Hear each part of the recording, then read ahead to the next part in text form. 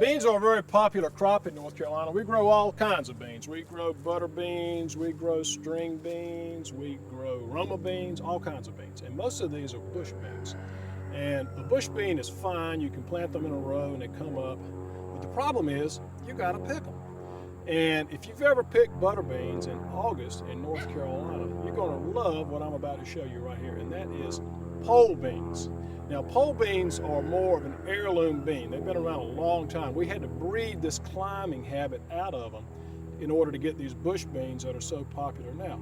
But they have a place in the garden, and I want to show you what they look like and how to grow them. Now, beans are a little hard to germinate sometimes because they're a large seed and they need a lot of water. So what I do with these pole beans is I drive a stake in the ground, which this is rebar. This is concrete reinforcing rod. You can use any kind of stake. In the old days, people used wooden sticks. The problem with a stick is it's going to rot off after the first year and it may fall over, whereas this rebar, I can drive it in the ground with a hammer and it's not going anywhere and it's going to be good year after year. Now, there are other ways to trellis these things. You can take 3 of these and make a teepee if you want to.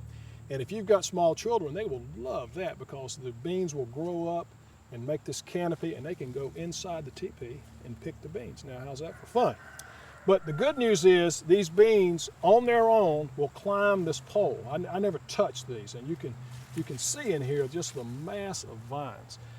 And I plant about 3 beans per pole. Doesn't matter because they're going to all entwine, wrap around this pole and hang on for dear life.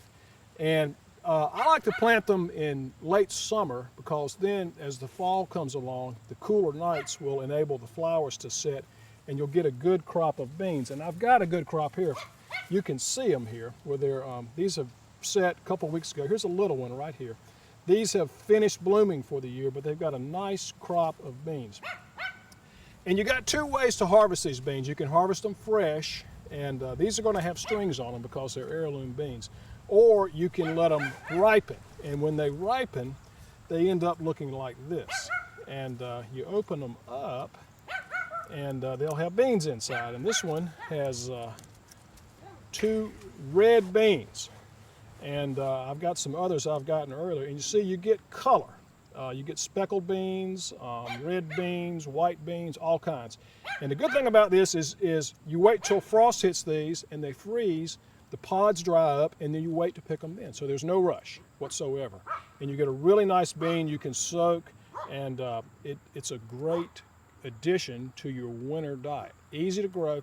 Now, they don't need much fertilizer. They make their own. That's the other good thing about beans is they fix nitrogen from the air. So you give them a little bit of phosphorus and potassium, lots of water, they like that. And I put leaf mulch around mine. I don't have to do anything.